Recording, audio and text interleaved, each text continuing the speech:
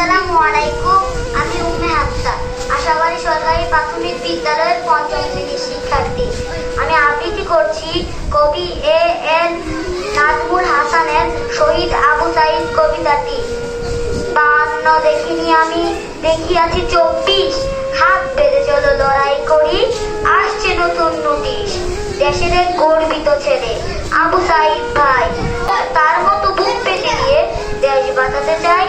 কিছু হটবো না আমরা কবু, যুদ্ধ করে যাব, রক্ত দিয়ে হলে আমরা দেশটা বুঝে নিব। আসসালামু আলাইকুম।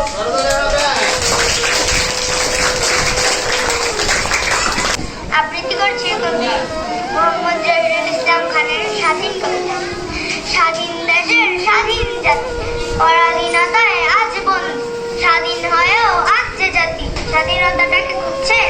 স্বাধীন হয়ে কি লাভ হলো, পরাধীনতায় জাতি আজ বন্দী। লক্ষ শহীদ প্রাণ দিয়েছিল, যে স্বাধীনতাটাকে জাতি খুঁজছে।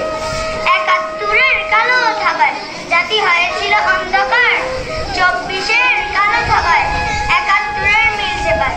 তোমার কণ্ঠে জাগালো স্লোগান, শত্রুর বুকে উঠেছে কাঁপন, তোমার রক্ত জানান দিল তুমি বাংলা মায়ের বীর সন্তান। আসসালামু আলাইকুম। আসসালামু আলাইকুম। আমি উম্মে হাবিবা, আশাবাড়ি সরকারি প্রাথমিক বিদ্যালয়ের ৪র্থ শ্রেণীর একজন শিক্ষার্থী। আবৃত্তি করছি কবি এ.এন. নাজমুল হাসানের শহীদ আবু সাঈদ কবিতাটি। 52 দেখিনি আমি, দেখিয়াছি 24, হাত পেতে চলো লড়াই করি, আসছে নতুন নোটিশ। দেশের এক গর্বিত ছেলে আবু সাঈদ ভাই, তার মতো বুক পেতে দিয়ে হটবো না আমরা কবু, যুদ্ধ করে যাব, রক্ত দিয়ে হলে মোরা দেশটা বুঝিয়ে নিব।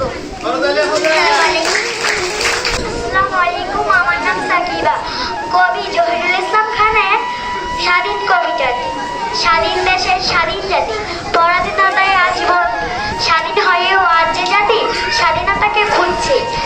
আমার নাম আহসানুল, আবৃত্তি করছি কবি এ.এন. নাজমুল হাসানের শহীদ আবু সাঈদ কবিতাটি।